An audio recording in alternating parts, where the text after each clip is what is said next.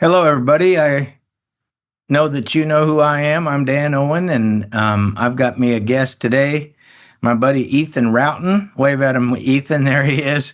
Ethan Rowton is my friend. He's a member of the Broadway Church of Christ, and he's married to Brittany, who's a beautiful Christian lady. And he has a very interesting journey that he and I have shared for at least part of it. And I wanted to talk to you about it a little bit today. I think you'll find it interesting, his journey of faith. So, Ethan, here's where I want to start. All Um, right. I want to start with you telling us, why did you reject Christianity in the first place? Okay. So I was actually baptized when I was around 12. I'd gone to a church camp and was really pumped up about it. And I got baptized at my mother's kind of traditional church that her parents went to, that kind of thing.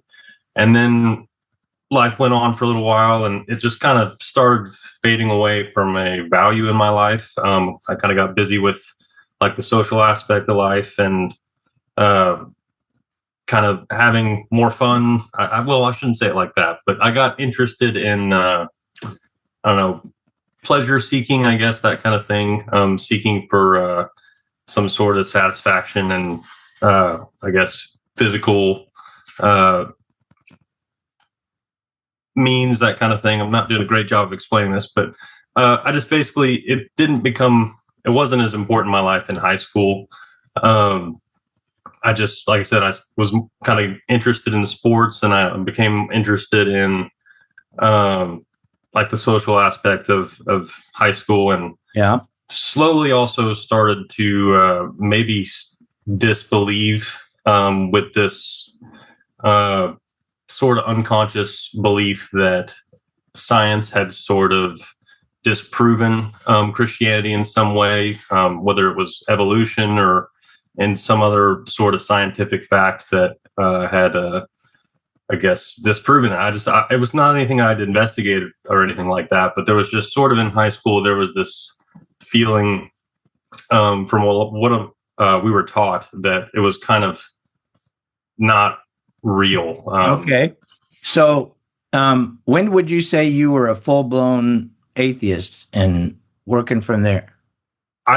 It's an interesting question because I don't know if I would have ever called myself an outright right atheist. I think it was more of like an unconscious thing. I think if you would have asked me, I would have probably said I was an agnostic. Okay. But I think there was a part of me that really, really doubted. I was just like, there's just doesn't seem to make sense at the time. Okay.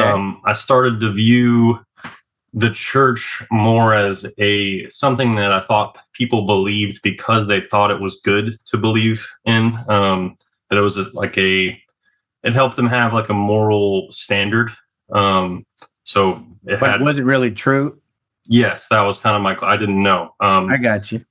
Well, so yeah. when you really seriously started a search for truth, tell me when that was and tell me what you started searching in. Okay. So probably would have had to fast forward all the way to about 2018 when I'm about 26. And I'd kind of lived out this sort of unconscious atheism for a while, and just kind of thought that, there's not really any meaning to why we're here. There's no God. So why don't I just, do what's fun for the time being and, figure out life eventually, that kind of thing. Is that what you call your degenerate stage? I would call that, yes. That was definitely my degenerate stage. And that's when I started to just feel super empty and like I was letting a lot of the people down around me, particularly my parents. My dad did so much, or does so much for me, especially around that time. And I just felt like I was not doing everything that I needed to be doing to reciprocate the love that he gave me. Same thing with my mother as well. But yeah, and then I had some experiences, kind of dabbling in some stuff that you should not dabble in, that sort of opened up what I would say it actually confirmed spiritual realities for me. Like Um, what? like what types of experiences? Yeah. Well, to be quite frankly, psychedelic substances. Okay. I'd been told about them by someone who was like, "Well, these are not like your typical, drugs. These are mind expanding tools to understand more about yourself and more about truth, and you can use them to for kind of a conscious expansion thing where you can learn more about yourself and more about the truths of reality." So what And happened you'll when you dove in there?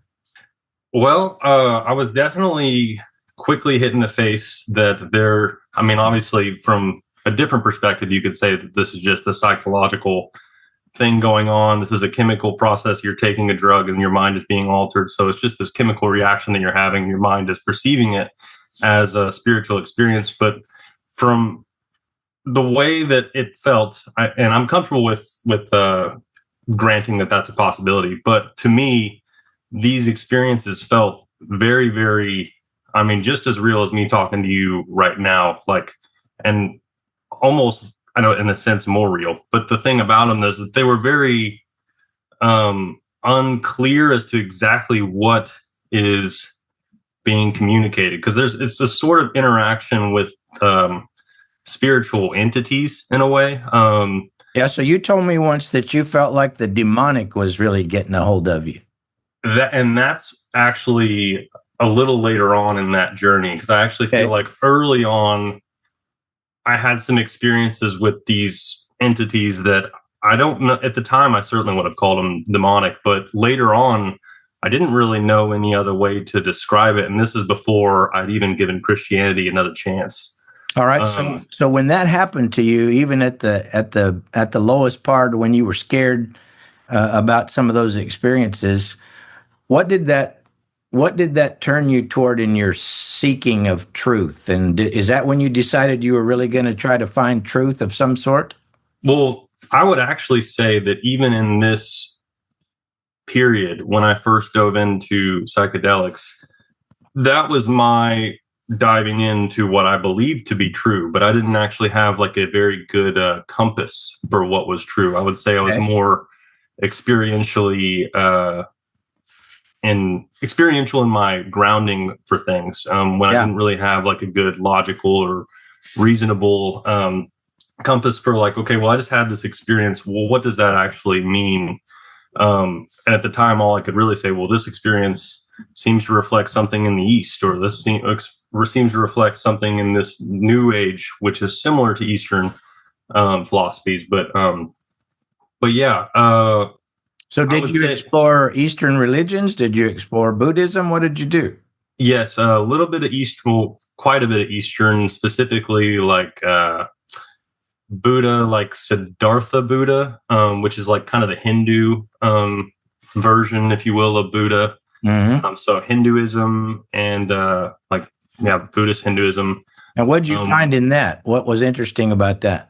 well, the idea here is that when you're tapping into these psychedelic or spiritual states, that you are um, expanding your awareness to where you actually eventually dissolve this identity that we have as individual selves, and I guess reunite with this original self that is divine. So it's like the Would idea is that be that like the there's, universe, the whole universe? yeah, it's like kind of this impersonal divine force that we are all really in reality, that's our true self.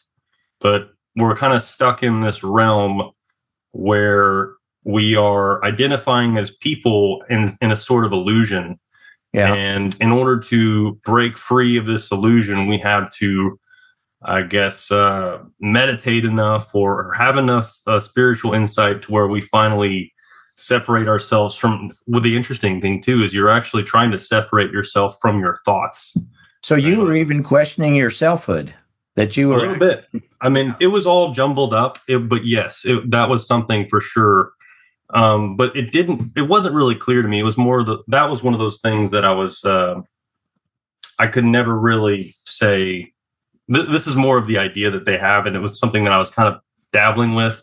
But as we've kind of talked about, I was a little bit of a well, you know me as a bouncing ball now. Back then, I was all over the place. If you had to ask me what like a one belief I had back then, it would have been really difficult for me to really like not contradict myself if you asked me another question about a different belief. Well, so just for me and Ethan personally, I call him the bouncing ball because he would study a little bit of this and he'd look into a little bit of that and look into a little bit of this over there. And he was Yeah. searching everywhere, but wasn't most of your searching at that time pretty much experiential? What you It were was. feeling or thinking on your own without some objective type source? It definitely was a lot of what because I was looking into and reading, like I'd read the Bhagavad Gita, some of those other Eastern spiritual books. I'm forgetting the names of them now, which is probably a good thing. But I've read some of these other stuff, but I was grounding. I don't even know if I could say grounding at this point. I was almost just comparing my experience with these other books that seemed to like kind of align with some of these experiences I'd had with. So you were trying to find psychedelics, some book that aligned with your experience. something like that, or something to make sense of my experience, I guess. And because I guess part of what I could say that I definitely believed was that I had tapped into some unknown secret truth that is being hidden from us, and that we are meant to discover this truth and to awaken other people to this truth, to where everyone can sort of wake up from this illusion and reunite in this divine consciousness. That might be the simplest way to put it. Yeah, that sounds very Hinduish. Fancy. Eastern. Yeah. One is all and all is one, But now, when did you actually get turned towards seeking something more objective, more logical, more grounded in objective instead of subjective stuff? So I would say the summer of 2024, I was still really, really deep in this. And I had just had one of the biggest, like I dove really deep into a psychedelic trip. I guess it would have been fall of that year. And I just We must have started talking shortly after that. I think we started talking was it 2020? It might have been 2023. I'm getting the years mixed up right now. But I guess it was 2023. That's right. Because then it was 2024 is when January 2024 is when I was like, okay, I'm like diving into Christianity now because this is making a lot of sense. It shed a lot of light on a lot of these experiences that I'd had, but it also was grounded in like kind of what you're talking about with the objective. Like it actually had a justification for these beliefs, but like that's something I think we're going to get into. But to kind of get back to what kind of sent me that direction was I had this experience that I didn't know how to, like, it blew me away. It was basically, to try to put it as short as I can, which is, this experience rocked me to the core, because it was basically like I was face to face with the most evil sort of being that was telling me that I had been fooled, that and now it's got me, and that my family and everyone that I've been sharing this stuff with, it's also got them, and that this is it. You really screwed up. Like, I got you now. And there's a lot of stuff going on with this. If anybody knows me and would like to reach out to talk about this experience, I'd be happy to share it with them. But because I'm trying to kind of bottle this up as small as I can. But it rocked your world, and it got you. Yes. Yeah. And it's funny. I have a friend who's kind of into this stuff, and I talked to him about it, and he was like, because he was hearing from my experience something that sounded like the Christian worldview. And he said, I think what's happening here is that you've just got these deep vestiges of Christianity in your subconscious, and that these just kind of came to light. And this psychedelic experience was meant to show you that you had to shed this Christian worldview from your subconscious. And I remember thinking, what's funny is like, because at the time I didn't know what to make of the experience, but I had no doubts about my Eastern or my New Age beliefs. I had assumed that they were all true. Like I was just like, this is the reality. I'm going to dive into this big trip, and I'm going to awaken more of my awareness, blah, blah. But then I had this experience. I didn't know what to think of it. I didn't know what to think of it at all. It didn't make any sense.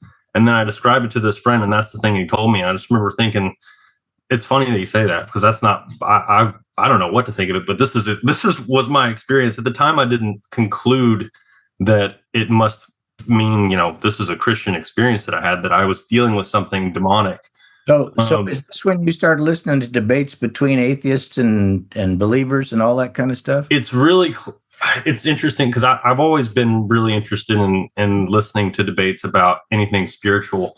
But it was around this time that I started kind of listening to more Christian people. And I don't even think it was really as a result of this experience, because I just like carried on with my life after this, not really thinking anything about it besides, holy smokes, that was crazy. And I'm really glad that I came back alive from that experience. But I was kind of trickling in some of that stuff. I'm always listening to YouTube stuff, and I was listening to some Christian debates and that kind of thing. But I think what the trigger was for me early on, and believing in like a God more like the Christian and what I believe now is the true God, was I was really into meditation around this time for the past, however long I'd been into this Eastern stuff. Mm-hmm. And because my thoughts were, why would I look outside for help on my issues that are likely my own fault? So I was totally like against prayer and that kind of thing. But then I got to these different points in my life where I was still suffering and being an idiot on my own without really fixing any of my own problems. And I'd get to this low point, and I was just like, it was almost an instinct to pray. And I noticed when I would do that, like these prayers would be answered. And it was like kind of eerie how quickly it would happen too. It'd be something kind of silly, or it'd be something bigger. And I would be like, well, that's kind of interesting. And so I started taking it a little more serious, and like, as far as prayer, like this is not diving into the Bible at all. I just started praying, and noticed all these prayers started getting answered. And one of the big ones, this is actually around the time that I reached out to my wife, Brittany. And this is an interesting prayer. I prayed to what at the time I'd even say God. Like I would have said that I prayed to God.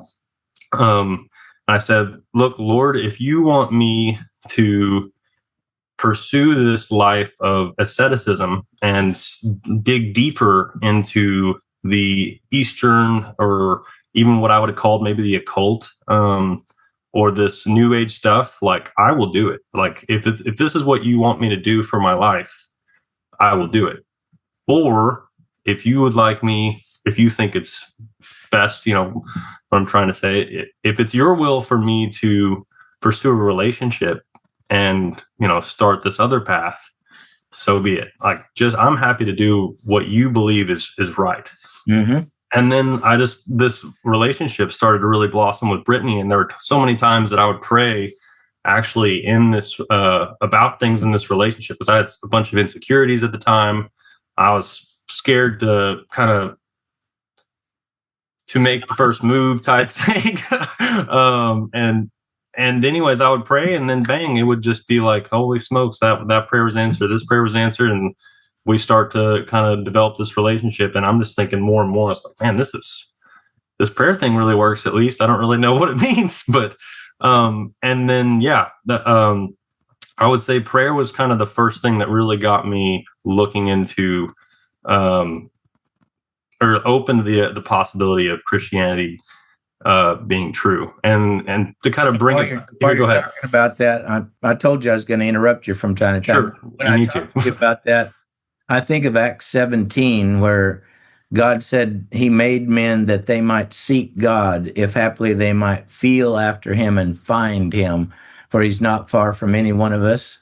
So maybe at that point you started a little bit seeking God. So is that when you got into the debates and all that a little bit more? And It's yes, it was a. There's actually this channel called The Daily Dose of Wisdom, and I like just clicked on a video that showed up in my feed one time, and it was a cool video. It was a debate between I don't know, maybe I can't remember the specific debate, but it was a Christian and a an atheist, and he was just commentating on it. And at the end of it, I realized that he was a Christian guy, and I was like, oh, that's kind of weird. Like, I haven't had a lot of Christian people pop up in my feed. I started watching more of his stuff, and then I guess that's actually kind of spurred on watching more of the specifically the Christians versus the atheists, like Dawkins versus Lennox, and Hitchens versus William Lane Craig. talking about Richard Dawkins, right? Yes, Richard Dawkins. And I just listened to these debates, and what was mind blowing to me was that the more reasonable side is not even close, was the Christian side. Like, the atheists were making emotional arguments that weren't actually grounded in any evidence or any reason. Like, one of the interesting things that like Dawkins would often do is the questions that science hasn't answered, like how do we have a beginning that arose from nothing? He'll say, well, we just have faith that science is going to figure that out. And it's like, so isn't that the problem that you have with us, that we have too much faith? And it's just like, at the time, I wasn't saying it like that, but it was just interesting how much I would even call it scientism, call it a religion now. Yeah. It's more of a blind faith than what I believe is true faith in Christianity. Like, Christianity is grounded. Real materialism, where they believe that matter is real and you can't prove anything else but matter, and matter's eternal and it never had a beginning and all that kind of stuff. Yes, yeah. Dawkins and Hitchens are definitely like naturalist materialists, and so yeah. Okay. All their arguments against Christianity were not, and I kind of beating a dead horse, but they were not grounded in anything but their emotions, like their problems that they had with God, like the problem of pain or the problem of evil, which I actually think have really good answers to them from the Christian perspective, while the other world can't even ground what evil is. Yeah. Oh, now, was it pretty close after this that you and I started talking, or no? We started talking, and it would have probably been around February of 2024. Yeah, because it was January that I came across a YouTube video that was, and I'm not even sure why. I think I was door dashing at the time, and I clicked on it because it just seemed interesting. And it was a guy's testimony. It said like Eastern spiritualities or New Age, or no, it was psychedelics to Christ testimony. And I listened to this guy's testimony. It was a 2-part video. And it reminded me so much of my own experience. And then after that, I'm like kind of like a little shaken, because this is the first time I've really considered, holy cow, everything that I currently believe might be totally wrong. And I might have to upend all of that and then look into this other thing. So I'm like a little bit like nervous about this, but I start diving into more testimonies of, I just searched New Age or psychedelics or Eastern thinking to Christ testimonies, and like they all converged with one another, and they made some more sense of some of these psychedelic experiences that I'd had.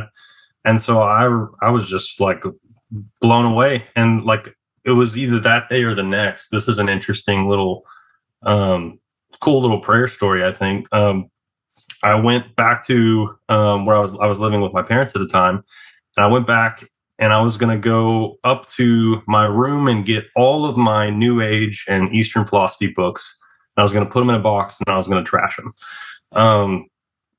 But so I get to the house, and I get there, and I'm like, I pray, and I'm just like, Lord, if this is real and this is not some, me just kind of losing my mind after just seeing some YouTube videos that seem to contradict my current thoughts. Like, can you show me a sign? Like, I hate to ask for a sign, but like I'm like really kind of torn here.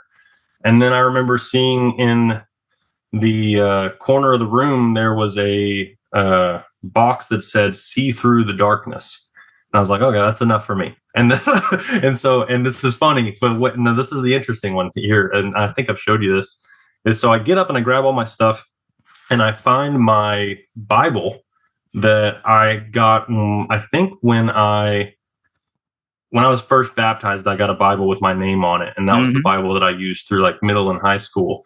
Yeah. And I grabbed that too when I came back downstairs with all the books in my box.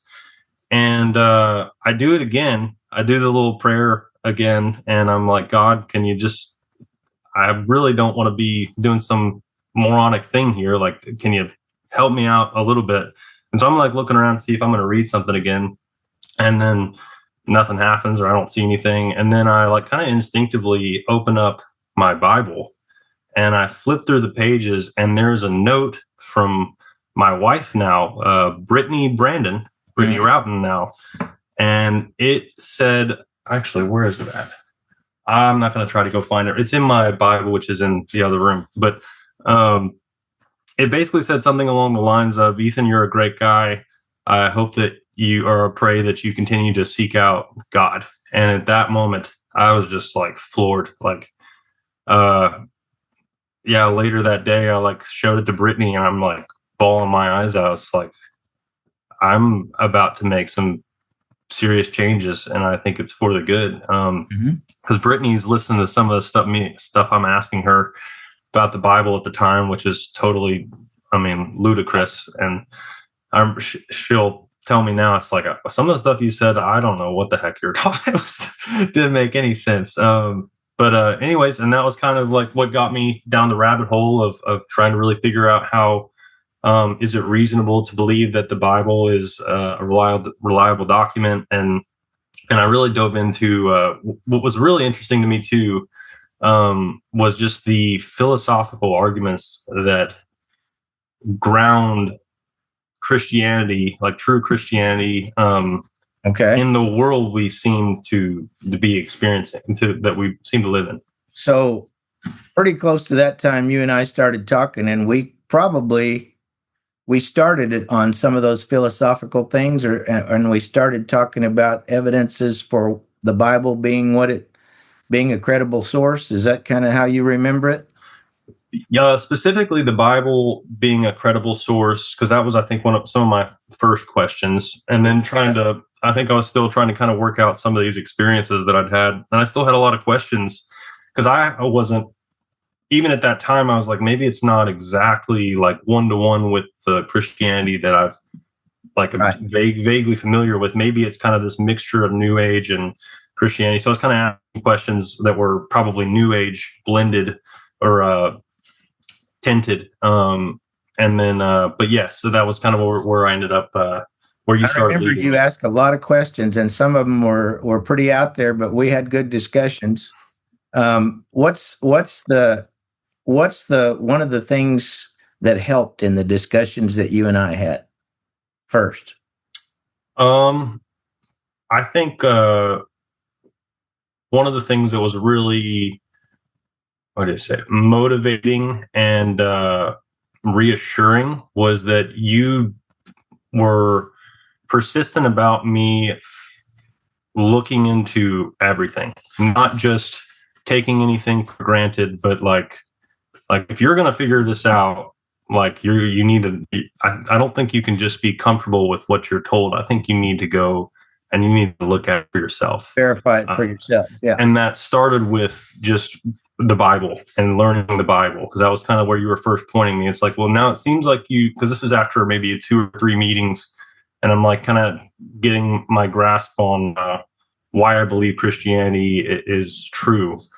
And you're like, oh, well, now you really need to start diving into what Christianity says, like what true biblical Christianity says. And you mapped out the kind of the narrative to the story, like the linear narrative that kind of happens from that little list, and I Genesis, started kind of working through Revelation. that. Yeah, because funny enough, of course, the first book I actually read was Revelation, and you were like, oh, maybe that's not such a good idea because you don't Yeah. have any idea what's going on in Revelation if you haven't read the rest of the narrative. So yeah, I think like to kind of recap that, I was really I guess impressed that you were like, don't just take anything for granted. I think knowing, just start learning is like what I have about you so far. I think you're going to have to dig in every crevice and reassure yourself. You're not going to be So if I reassured by could somebody restate else. this, tell me if I'm stating it wrong. When you really got in for yourself to the actual Bible story and what it actually says and the actual narrative and everything, you began to look at things in a different way than you had because you'd never really gotten that familiar with it. Yes. Yes, talking kind of specifically about the story of the Bible for sure. Yeah. Because kind of an interesting little tidbit about me. I didn't really think people like. I just thought it was one of those books that was so complicated that it's really only meant for scholars. Like the layman can actually like. Because I remember trying to read it sometimes, and at the time it just didn't make any sense. But obviously, I had no direction I was being put on. But yeah, and then I started learning more about like this. There's actually a narrative going across all of these books, and they point to this person and God in Christ. Yeah, that was what was it. I guess really neat for me, especially after because I first, of course, I didn't fully listen to you, and I Sure. dove into the Gospels first, and then I kind of went. I did read through Genesis a little bit, but I couldn't help myself. I really wanted to learn more about Jesus, so I read Matthew and eventually got to Luke and Acts because that's Yeah. where a lot of the story is. Um, And then we kind of showed and the narrative between Luke and Acts and how it all goes together and yes, church and and what I Christian. think one of the neatest things for me was after doing this. I'm sure I'm doing this backwards. I know I'm doing this backwards, but reading through the Gospels and Acts and some of the rest of the New Testament, and then going back and kind of doing the research on how the Old Testament is actually pointing to everything that's happening there. I just remember being blown away and blown away and blown away. Um, yeah, I think that was a really neat experience for me because it was just like this is like the most complex complexly. I'm not. That's probably not a real word, but it's so complex how interwoven this whole thing is. It seems almost divine Yeah. just So based off of that. in contrast with what your Eastern friends had told you about the Bible and what it is, you Hmm. found it to be very cohesive, extremely complex, but all interconnected, all telling one story, and the Hmm. whole idea about what it was totally changed, pretty much. Yes, and also because I think the idea that the Bible could be interpreted in a way that's different from, we'll call it traditional Christology, was something that at the beginning, before diving into this, I was like, maybe if you could just reread it, someone could read it from a different lens and come to a different conclusion. And then the more I like dug into it, I was like, no, you can't. You can't. There's one conclusion, and that's that Christ is Lord and that He is the Messiah and that He's come to save us. Now, how about the So how we got the Bible stuff? Was that helpful to you? yes, yes, there's a lot of that I still need to continue diving into. I've been, like I said, I've been really interested in the kind of the philosophical argumentation stuff because I think I got to a point with the reliability of the Bible that I was very comfortable with the reliability of the Bible to where I kind of put that off to the side a little bit and been trying to ground more of the philosophy behind it. Because that's Okay, what I so think. Yeah. so what we're going to have to do, I can see this already, is this is not going to fit in to one session. So what we're going to do real briefly here, and we may explore it in another video. So we're going to have to talk about what we talked about ontology. What is real? Hmm. and epistemology. How do we know anything is true? And that book that you like so much that I gave you, what was the name of that book? Facts and Faith. Who wrote that book? Oh man, It was that dude with the doctorate in philosophy, J.D. Thomas, Dr. J. that's right. Yeah. Yeah. We may have to interact about that a little bit, but let me tell you about Ethan before we leave him in this session. Ethan reached a point of conviction, and he, based on his own conviction and really understanding the basis of Christianity, was baptized when he was on a campaign down in Honduras, and he's been very faithful ever since. And he has now been working seriously on writing out a detailed, I don't know what you'd call it, but an argument for a Christian worldview. And he's really doing some good work on that. But I would kind of like to talk about that. Oh, that'd be awesome. The next time we get together, and what you're doing as far as working on that Christian worldview and where you are with that. So since it's about to cut us off, because it cuts off in a minute, what we'll do is we'll come back for part 2 in a week or two, and we will talk about your approach to trying to reach out to other people that are on similar journeys to yours with an argument, a presentation of how you arrive at a Christian worldview. Is that fair enough for what you're trying to do? Yeah, definitely. Yeah, because I don't want to get cut off, but that's exactly it. That's really it. Yeah. So what I'm trying to tell our listeners out there is, to really describe Ethan's journey. It's a long journey, but he's at a very good place, and he's really digging in, and he's writing some things, and has been writing some things that'll be really helpful to other people who are making the same kind of a journey. And we continue to dialogue about these things, and I think it would be valuable for the people out there to hear some more of that. Awesome. Yeah, I would love to share it. I still got a lot of polishing to do with it, and I think kind of talking with you about it will help with that. So I think I would enjoy that a lot. Yeah, and we're not going to critique what you're doing, but the basic outline of what you're doing is good, and I want them to know the basic kinds of things you're talking about in the thing, not every word you're going to say or critique your document or anything like that. Okay. I don't mind the critique if you have one. Well, do I'm that, happy. But not on the air. We won't do Okay. Okay. Well, everybody, this is Ethan. He's a great guy, and I hope you'll listen to part 2 of this when we put it up. Thanks for being with me today, Ethan. I appreciate you, brother. Thank you, Dan. I'm looking forward to the next time. Glad to be here. Okay, buddy. Talk to you later. Right. Love you, Dan. Love you too, buddy. Bye-bye.